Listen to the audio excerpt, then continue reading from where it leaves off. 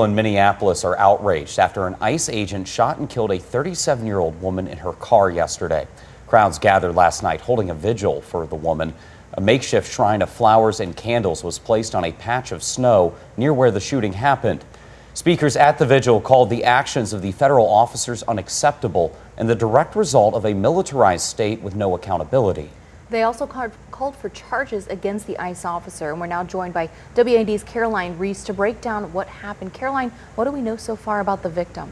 Lacey and Darren, a lot has unfolded since that moment. The woman who was shot and killed by an ICE agent in Minneapolis is being identified by the Minnesota Star Tribune as Renee Good. The shooting happened yesterday morning in South Minneapolis. It was caught on video from multiple angles. Now, the video here starts with a driver, police say, had been blocking the street. You can see the driver gesturing at officers, and they start approaching that dark-colored SUV there, one going to the driver's side door, another officer stepping in front of the vehicle. Next, we see the driver accelerating, appearing to make a turn. Shots are then fired from an ICE agent. The SUV continues to move, then collides with a parked car.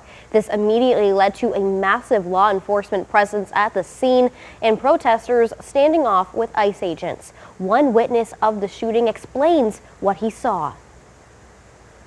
Anger and indignation that this could happen. Like, it was, in my opinion, completely uncalled for. The car was backing up and pulling forward, moving out of like the lane of like blocking traffic, and then shots were fired. For what reason, I can't say. But it does not seem to me any kind of justifiable use of deadly force. And it wasn't long before reaction poured in from state and federal leaders, with conflicting narratives playing out along both party lines. We've been warning for weeks that the Trump administration's dangerous, sensationalized operations are a threat to our public safety, that someone was going to get hurt. What we're seeing is the consequences of governance designed to generate fear, headlines, and conflict.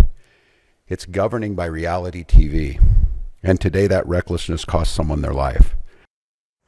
Governor Walz issuing a warning order to prepare the Minnesota National Guard yesterday, saying that soldiers are ready to be deployed if necessary. Now, the Department of Homeland Security is defending the officer, posting the driver, quote, weaponized her vehicle by accelerating, and went on to say that an ICE officer, fearing for his life, fired defensive shots. Now, last night, a notice on the Minneapolis Public Schools website said schools would be closed the remainder of the week due to, quote, safety concerns.